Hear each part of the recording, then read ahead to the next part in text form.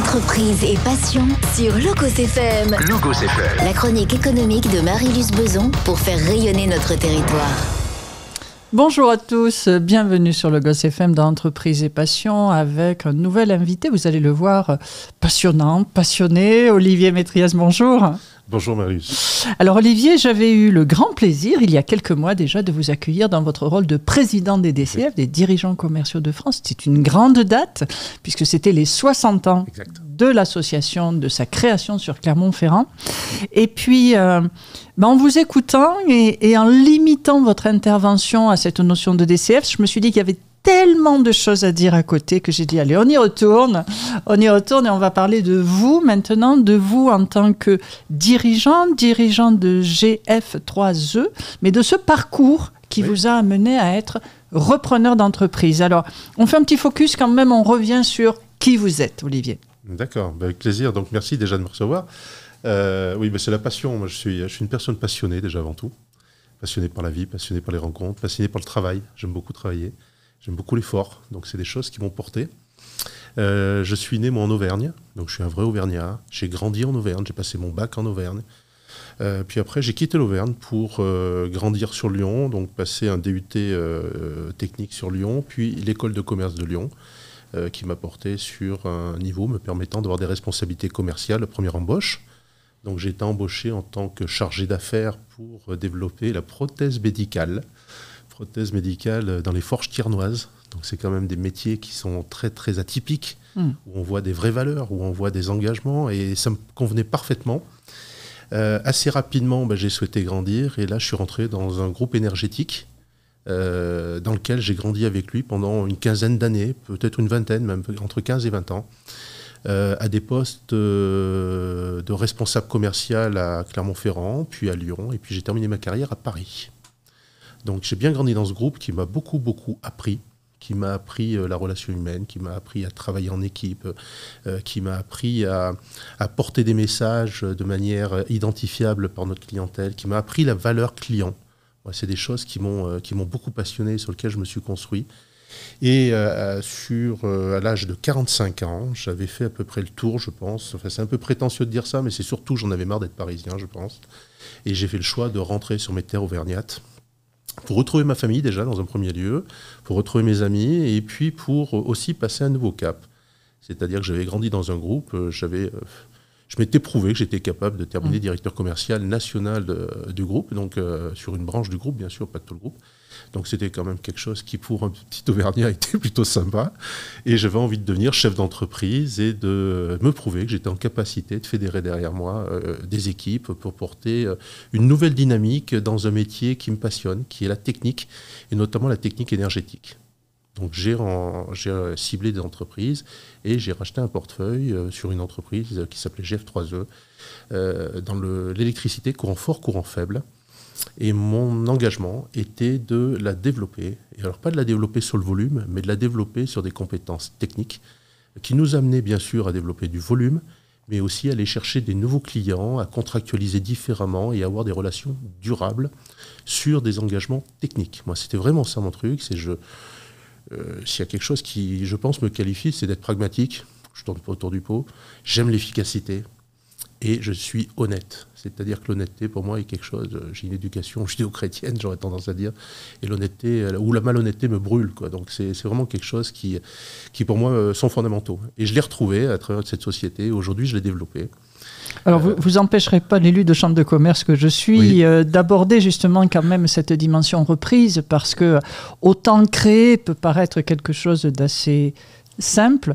La reprise, ça passe d'abord par la recherche. Alors, comment est-ce que vous avez mené cette recherche et qu'est-ce qui vous a permis de trouver ce cédant ? Je suis très pragmatique. Moi, je suis pas un cérébral. Je suis assez intuitif d'ailleurs. Et j'ai compris rapidement qu'il me fallait une équipe pour travailler. C'est-à-dire que tout seul, moi, je n'existe pas. Donc, et bâtir l'équipe aurait été trop compliqué. Et bâtir l'équipe aurait été trop compliqué. Je m'en sentais même incapable. C'est-à-dire partir de zéro pour faire quelque chose et créer une entreprise d'électricité en capacité de porter mon ambition, c'était impossible pour moi. Je ne sais pas faire. Par contre, reprendre une équipe, la façonner, lui donner du sens, lui donner du rythme, lui donner une dynamique, lui donner une impulsion, c'est ce que j'ai fait dans le groupe et c'est ce que j'ai fait chez GF3E, tout simplement. Donc ça, je me sentais en capacité de le faire et confiant pour le faire. Donc j'ai pas réfléchi 2 secondes. Hein. Je me suis dit, je suis incapable de créer, donc on va racheter. Après, racheter quoi? On ne va pas racheter une entreprise qui ne me convienne pas en termes de réseau, en termes de savoir-faire, en termes d'existence. Donc on va plutôt taper du technique, on va plutôt taper du technique énergétique, on va plutôt taper quelque chose qui soit en capacité d'être développé. Donc les critères étaient très simples. Je souhaitais une entreprise qui fonctionne bien, parce que je ne sais pas travailler sur des cendres. Sur des cendres ou sur des affaires mal gérées. Je souhaitais une entreprise qui soit dans un milieu technique énergétique, donc l'électricité convenait parfaitement. Et je souhaitais une entreprise qui a un fort potentiel de développement commercial. Et cette entreprise avait une dizaine de clients à tout casser, parce qu'elle a été fondée par des techniciens purs, qui avaient leurs propres clients avec lesquels ils travaillaient très bien, mais ils n'avaient pas cette capacité à passer le cap et d'aller chercher d'autres clients. Donc moi, je sais que je l'avais, celle-ci, donc il a fallu la mettre en place. Ça a mis du temps. Ça n'a pas été aussi simple. C'était un vrai match de rugby. Hein. C'était compliqué. On a passé, j'aurais tendance à dire, les 5 premières années vraiment dans une bagarre générale ou une mêlée, je ne sais pas comment on peut dire ça. Mais ça a été complexe. Mais aujourd'hui, je trouve que l'ambiance est là, la dynamique est là, l'ADN est là. Mes équipes sont en place. On est bien ensemble. On travaille bien ensemble sur des marchés qui sont complexes. Le bâtiment, ce n'est pas ce qu'il y a de plus simple. Bien sûr. Mais on se différencie justement par ce que je viens de vous dire. Le pragmatisme, l'efficacité et l'honnêteté. C'est-à-dire que ça passe ou ça casse, mais en général, quand ça passe, c'est que ça passe bien et que c'est durable dans le temps. Donc ça, c'est notre ADN. Et bâti sur la compétence aussi. Moi, j'ai beaucoup insisté sur la compétence pour l'avoir vécu dans le groupe. Dans le groupe, on faisait la différence sur l'image du groupe et la compétence technique apportée.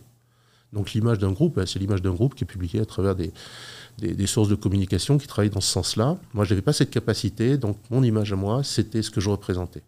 L'efficacité, le pragmatisme et l'honnêteté. Associé à la compétence dans le cadre de recrutement et dans le cadre de l'organisation d'entreprise, ça fait qu'aujourd'hui, on a une entreprise qui se développe, qui est sereine. Au bout de 6-7 ans, on arrive à la poser, elle est sereine. Et des équipes où il y a très très peu de turnover, où les gens sont impliqués, on leur donne de l'autonomie, ils grandissent avec nous. On a des gens qui sont là et qui ont grandi avec nous, et moi ça me fait plaisir parce que c'est ce que je recherche. Ils grandissent avec nous et demain on a des très très belles perspectives sur le terreau que nous avons créé aujourd'hui. Alors c'est quoi l'activité de GF3E? Alors GF3E, c'est l'électricité, courant fort, courant faible. Courant fort, c'est ce qui pique, courant faible, c'est ce qui pique pas, c'est très simple. J'ai jamais essayé les deux, mais on va comprendre. Ah, mais des fois, on n'est pas volontaire et ça fait drôle. Mais bon, courant fort, courant faible, donc c'est de l'électricité, on va dire en général. Et nous, on a 3 sociétés. Une société qui est dédiée au tertiaire. Le tertiaire, c'est les bureaux, c'est le coworking, c'est tout ce qui touche à des installations, j'aurais tendance à dire, où on retrouve de tout, mais avec une technologie qui n'est pas trop complexe. Tertiaire. Une société qui est dédiée à l'industriel. L'industriel, c'est un monde à part. C'est une philosophie à part. Il y a du process, il y a de la production, il y a des enjeux économiques. Il y a une philosophie d'approche sur le monde industriel qui est différente. Donc on a créé une société dédiée avec des gens dédiés qui savent parler aux industriels. Et une 3e société que nous venons de créer, là, début 2025, qui est Solutions Connectées. Et là, c'est une société qui va réunir tout ce qui touche au courant faible. Donc contrôle d'accès, vidéosurveillance, intrusion, gestion technique de bâtiments, gestion technique centralisée pour piloter les process et tout. C'est de l'informatique, c'est de l'automatisme. Ce sont des gens qui ont beaucoup, beaucoup de technicité. Donc on a créé cette société-là justement pour regrouper au sein de cette société toutes les compétences fortes, au service bien sûr des 2 autres sociétés, mais au service aussi d'une clientèle qui recherche de plus en plus de la technicité. Et c'est vraiment là-dessus qu'on arrive à se différencier. On est capable d'aller sur des process, sur des solutions très très techniques, à la hauteur d'un grand groupe sans aucun complexe. Donc aujourd'hui, c'est ce qui compose le groupe GF3E, GF3E tertiaire, GF3E industrie, GF3E solutions connectées. Ce sont une 50aine de personnes. On va dire que sur les 50 personnes, il y en a une bonne quarantaine qui sont des compagnons sur le terrain, parce que là aussi, on va être pragmatique. Donc on est directement au contact du client, on échange avec le client, on a cette proximité client, un décisionnel qui est très court, parce que moi je les reçois régulièrement, et je ne veux pas dire que je suis au courant de tout ce qui se passe sur le terrain, parce que je ne veux pas être au courant de tout ce qui se passe sur le terrain, mais dès que ça déroge, paf, le patron est informé et il intervient. Donc on a une réactivité qui est très très très très importante. Et ça, c'est un atout fort par rapport au groupe. Donc le décisionnel est là, la technicité est là, l'engagement des gars est là. Donc c'est une 50aine de personnes, 40 compagnons. On fait aujourd'hui 6 millions, on va dépasser 6 millions de chiffre d'affaires annuel sur le groupe total. Et nos ambitions, elles sont très simples. Elles sont de continuer à fédérer des compétences et des acteurs derrière nous. Moi, c'est important. Aussi bien en interne qu'en externe. C'est-à-dire que Moi, je veux que mes clients soient durables, je veux que mes salariés soient durables aussi. Donc, on y travaille jour à jour, tous les jours. C'est vraiment l'ADN de la société. On est très proche là aussi. Et se développer commercialement sur les nouvelles technologies. Donc, tout ce qui touche à l'intelligence artificielle. Et je ne vous cache pas que j'ai une ambition à moyen et long terme, c'est de travailler le bâtiment intelligent. C'est-à-dire qu'un bâtiment, on le voit comme étant une structure purement passive, alors que c'est tout sauf passif, un bâtiment. Ça communique de la data, ça communique de la température, ça communique des entrées et des sorties. Et avec ces données-là, on peut changer complètement le monde du bâtiment, et notamment dans le métier électrique, où nous, on est capable de capter cette data et de la transformer en efficacité pour le bâtiment. Et ça rend le bâtiment intelligent, en fin de compte, qui est capable de détecter si cette personne a le droit ou pas de rentrer, qui est capable de détecter si cette personne, avec l'accès qu'on lui a donné, doit aller dans telle salle et pas dans telle salle, qui est capable de détecter le nombre de fois que la clim s'est mise en route, que la porte s'est ouverte, que si c'est fait, que ça s'est fait, de manière à ce que ces datas puissent être exploitées par les constructeurs qui vont améliorer leurs produits de l'autre côté. Donc moi, j'ai cette ambition-là. Donc c'est un rêve. Aujourd'hui, c'est un rêve qui commence à se concrétiser, parce que j'ai des confrères au niveau du national avec lesquels nous travaillons en groupe. Donc on s'est regroupés à travers différents confrères qui ont la même philosophie, pour dire, on va peut-être investir de l'argent qui va peut-être pas être rentable tout de suite là-dedans, mais on va pousser la machine justement pour sortir de cette ornière du bâtiment et du prix, uniquement du prix le moins cher. On va apporter une technicité, on va apporter une dynamique, on va apporter un nouvel état d'esprit sur le bâtiment et justement faire en sorte que ce bâtiment, le rendre actif, le rendre utile et le rendre plus durable. Là aussi, on est toujours sur cette même notion en fin de compte, de durabilité, de faire les choses dans la durée et pour qu'elles soient pérennes.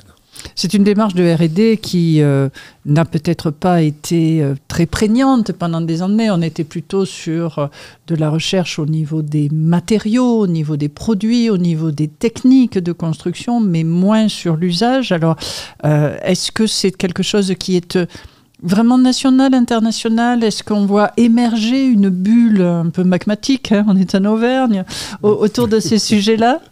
Alors, on la voit émerger, en effet, on la voit émerger peu en Auvergne, beaucoup dans les grands groupes et beaucoup à l'international. Donc c'est pour ça que moi je suis, du fait que j'ai travaillé dans les grands groupes, je suis toujours ouvert. Donc je regarde ce que font les grands groupes, j'ai toujours des contacts auprès d'eux, j'ai toujours des contacts à l'international aussi. Donc je m'inspire beaucoup de ce qui se fait et de ce qu'on serait capable de faire nous Auvergnats. Parce que notre terre d'activité, nous, c'est que l'Auvergne. Donc il faut que je parle à des Auvergnats. Les 4 départements de l'Auvergne, GF3E évolue. Donc c'est important de bien identifier que nous sommes auvergnats et qu'on cherche à faire rentrer des solutions techniques durables pour notre région. Et pour répondre à votre question, en effet, pour moi, c'est vraiment développement durable, mais sans cette volonté de faire du développement durable. Je pense qu'aujourd'hui, le développement durable est très communicatif et très politique. Et revenons à ce que nous sommes pragmatiques et efficaces. On est du bon sens paysan. Aujourd'hui, moi, quand j'ai une data, la première question que je me pose, c'est qu'est-ce que j'en fais, quoi. Je pars pas à l'inverse en disant il faudra avoir de la data pour en faire ça. Non, moi je capte cette data, je sais que je peux capter l'ouverture d'une porte et combien de portes elle s'ouvre, qui l'ouvre, de quelle manière. Cette data-là, maintenant que je l'ai, qu'est-ce que j'en fais? On est sur le pragmatisme, on est sur l'efficacité. Ça, en effet, c'est du développement durable. Mais c'est du développement durable bon sens paysan. C'est pas du développement durable, philosophie politique. On n'est pas du tout sur ce schéma-là. Pas du tout. Donc, pour répondre à votre question, on est sur le cœur du sujet du développement durable, mais on y est du côté pragmatique. Mais c'est pas grave. Nous, on aime bien. On aime bien sur ce terrain de jeu où, justement, il faut apporter de la technicité, il faut apporter de l'intelligence, il faut apporter quelque chose de différenciant. On joue à côté, quoi. On joue à côté du monde d'aujourd'hui qui sait prendre le moins cher parce que le matériau il a la bonne fiche technique. Et si, fiches techniques qui ne sont pas toujours vraies d'ailleurs. Donc on est à côté de ça. Peu nous importe ça. Par contre, la solution technique, on va l'identifier, on va l'étudier et lorsqu'on la fera, on y sera. On sera au rendez-vous. Et alors, comment est-ce que, j'allais dire vos clients, mais en vous écoutant, j'ai envie de dire vos partenaires, oui. Comment est-ce qu'ils réagissent à ça quand vous leur exprimez c'est une vision philosophique, oui. Plus que... Alors oui, pragmatique, certes, mais il y a un côté un peu messianique là derrière. Oui, donc, comment ils réagissent à ça? C'est un rêve, et c'est tout à fait... Et c'est un jeu pour moi, ça. Parce que je suis commercial. Moi, j'aime rencontrer les gens, j'aime les convaincre et j'aime les amener derrière moi. Donc le premier contact, c'est qu'on est quand même sur du marché public, du marché traditionnel de travaux d'appel d'offres, en concurrence avec des gens qui n'ont pas du tout la même philosophie. Donc le client, quand il nous voit arriver, il est plutôt content de voir des gens qui lui parlent à lui, qui l'ont compris, mais il dit à quel prix, quoi. Je ne vais pas acheter ça à un prix trop important par rapport à mes budgets, à mon fonctionnement global et à mon activité globale. Donc mon enjeu à moi, commercial, il est là. C'est qu'on n'est pas les moins chers. On n'est pas les moins chers, mais on n'est pas les plus chers non plus. Et le pari que je fais, moi, c'est justement de dire, on n'est pas les plus chers, on va se positionner dans un budget qui vous convienne, donc prenez pas le moins cher, prenez pas le plus cher, travaillez avec GF3E, vous verrez que dans la durée, non seulement vous participerez à cette dynamique de changement, mais vous serez gagnant parce que vous aurez un retour des informations, de la relation qu'on a mis en place avec nos équipes, de cette confiance qui vous évitera déjà de refaire 2 fois les choses, qui vous évitera de vous tromper dans vos choix, parce que nous, on a engagé à vos côtés à ce que ça fonctionne. On n'est pas engagé à vous tirer un câble. On est engagé à ce qui, au bout du câble, fonctionne. C'est 2 choses différentes. Même si ça vous coûte 2, 3, 4% plus cher, à la fin de votre marché, vous y serez gagnant. Donc ça, c'est un discours qui passe pas, à certaines manières. Mais si ça passe pas, ça ne devient pas nos clients. Mais quand ça passe, nos clients font le pari et ils sont durables, c'est-à-dire qu'ils reviennent. Parce qu'ils savent que là, ils ne vont pas faire 2 fois les choses. Et on a même des clients qui aujourd'hui nous délèguent le fonctionnement. C'est-à-dire qu'on a des clients, notamment dans l'industrie, ça se fait beaucoup, mais même dans l'industrie et dans l'industrie tertiaire. Vous savez, c'est les plateformes notamment qui ont beaucoup de volume, qui ont beaucoup de surface et qui ont quelques bureaux. Ces gens-là travaillent nos équipes et notre bureau d'études de proximité pour dimensionner leur ouvrage et faire en sorte que ça fonctionne.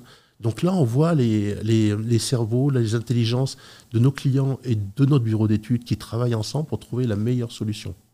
C'est de la vraie interconnexion intelligente et partagée. Et on prend du plaisir.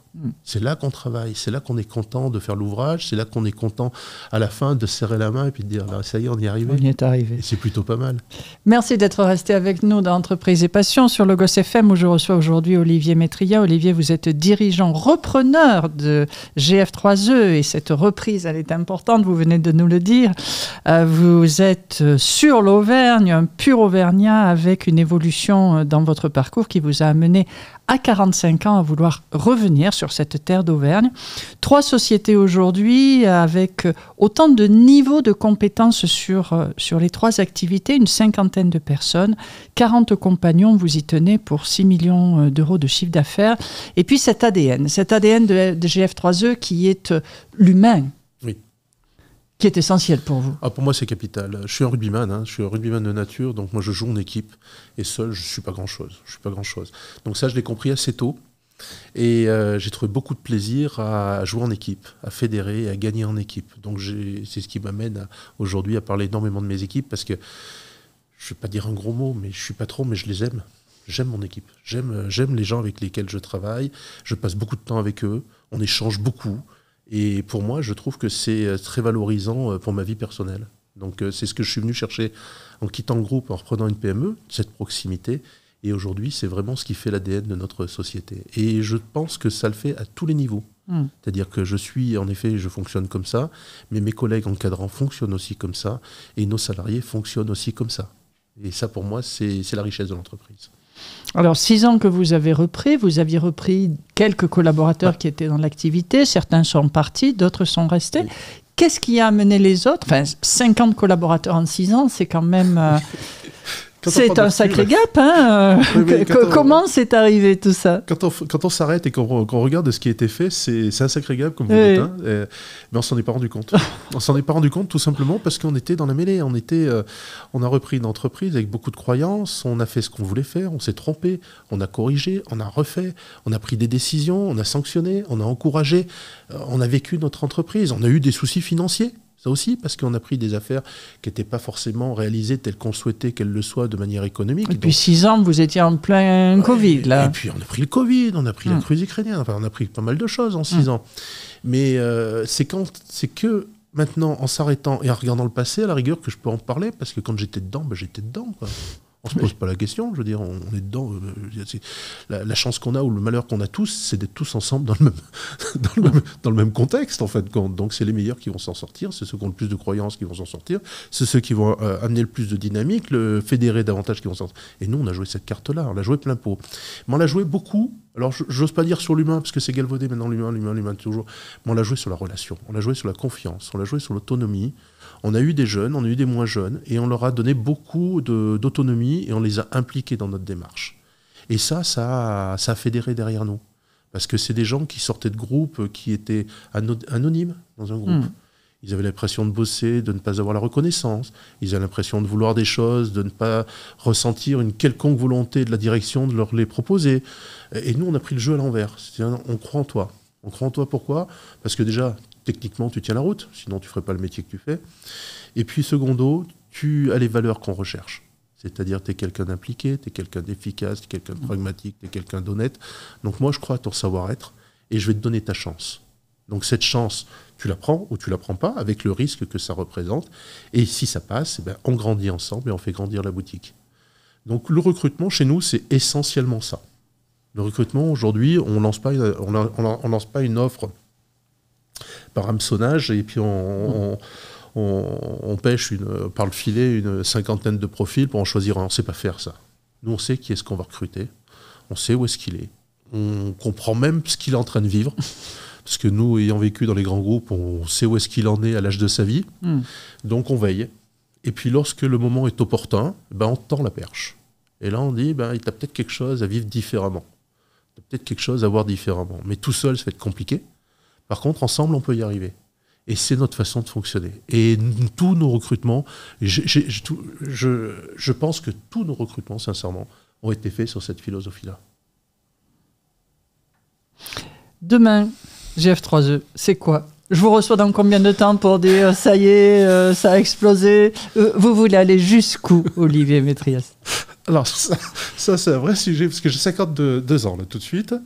Et beaucoup de mes amis qui sont dans les grands groupes, qui sont salariés et autres, me disent la retraite, tu vas bientôt vendre, tu vas bientôt finir. Mais j'y pense même pas. Mais c'est sincère, j'y pense même pas. Je leur dis, c'est même pas un sujet pour moi. La retraite, qu'est-ce que c'est la retraite ? Moi, je ne vais pas m'arrêter comme ça. Au contraire, je vais continuer. À votre question, elle a du sens. Continuer où ? Continuer dans ce que je fais aujourd'hui. Ou vers quoi, plutôt ? Ou vers quoi ? Continuer dans ce que je fais aujourd'hui, certainement pas, parce que j'ai toujours évolué, moi. Donc, continuer vers quelque chose de différent, c'est sûr. Porter les mêmes valeurs, c'est sûr aussi. Fédérer les gens et amener les gens de confiance avec moi, c'est certain. Donc, j'aurais tendance à vous dire que ça va nous amener peut-être à grandir, mais ce n'est pas forcément l'objectif recherché. Continuer d'être bien ensemble, pour moi, c'est primordial. Moi, je veux me lever le matin et être tranquille. Je veux me coucher le soir et être tranquille. Je veux avoir des relations saines. Je veux avoir des gens autour de moi qui me font confiance et en qui je fais confiance. Donc pour moi, ça c'est capital. Donc je pense que je vais plutôt aller dans ce sens-là, c'est-à-dire travailler une entreprise avec des vraies valeurs, qui travaille avec des clients qui partagent ces valeurs. Et ceux qui ne partagent pas ces valeurs, c'est pas grave, il y a aussi de l'activité ailleurs, il y a aussi des entreprises ailleurs. Je vais plutôt aller dans cette dynamique, j'ai travaillé ça, et c'est ce qu'on travaille au quotidien de manière involontaire, j'aurais tendance, c'est notre naturel. C'est-à-dire que naturellement, on attire et on est attiré par les gens qui nous ressemblent et on s'éloigne des gens qui ne nous ressemblent pas. Donc mon avenir, il va plutôt de ne pas être trop réfléchi, plutôt intuitif, plutôt instinctif, et toujours de ce côté où moi je veux continuer à travailler avec le plaisir de travailler. Moi, c'est ce qui drive ma vie. Quelque part, c'est aussi la concrétisation de ce qu'est votre métier, puisque installer des courants, c'est quand même transmettre. Hein, c'est transmettre d'un point de production à un point de distribution. Donc, c'est donner la vie. Tout à fait. C'est électrifier un automate, et il passe de l'état passif à l'état actif. Et c'est nous qui le pilotons, c'est nous qui donnons l'intelligence d'aller où est-ce qu'on souhaite qu'il aille. Oui, tout à fait, ça a du sens, ça. Donc le bâtiment intelligent qu'on évoquait préalablement va dans ce sens-là. L'engagement, moi je trouve aussi que... Et là, il faudra que je fasse attention dans les années futures, parce qu'on presse dans la politique. Et moi, je veux pas... C'est pas le sujet que je recherche. Mais je trouve que l'engagement a son sens. C'est-à-dire que dans le bâtiment, aujourd'hui, beaucoup de consultations sont faites et beaucoup de réponses sont faites sans tenir compte de la durabilité de l'engagement. C'est-à-dire qu'elles sont faites à court terme. Je vais gagner ce marché parce que je vais être le moins cher. Je vais y mettre le moins de matériel, le moins de main-d'œuvre pour continuer à gagner de l'argent et à rendre mon entreprise pérenne. C'est toute erreur, ça. Pour moi, c'est toute erreur. Moi, je veux faire l'inverse. C'est-à-dire, je ne veux pas forcément être le moins cher, je veux être au prix. Et c'est à moi de convaincre le client par nos compétences commerciales et par nos références, par nos clients antérieurs, qu'on n'est pas forcément le moins cher, mais durablement, ils sont gagnants. Justement pour continuer à apporter des solutions qui tiennent la route, travailler avec les constructeurs, travailler en groupement aussi avec d'autres entreprises qui vont nous apporter des idées et qui vont nous ouvrir sur des marchés qu'on n'a pas identifiés aujourd'hui, et accompagner nos équipes à monter en compétences, en formation, recruter, les dynamiser, justement pour aller dans ce sens-là. Et donc je pense que c'est ça qui me motive en fin de compte. Donc on ne parle pas d'argent, on ne parle pas de dimension, on ne parle pas de ci, on parle de dynamique tout simplement. On parle de cette volonté de bien faire, d'être durable, d'être honnête, efficace et pragmatique. Et que la vie soit belle. Et que la vie soit belle. C'est ce que je vous souhaite, Olivier. C'est ce que je souhaite à nos auditeurs. Bien sûr, ne nous quittez pas sur l'antenne de Logos FM. Nos émissions se poursuivent et à très bientôt dans Entreprise et Passion. C'était Entreprise et Passion sur Logos FM. La chronique économique de Marie-Luce Beson pour faire rayonner notre territoire.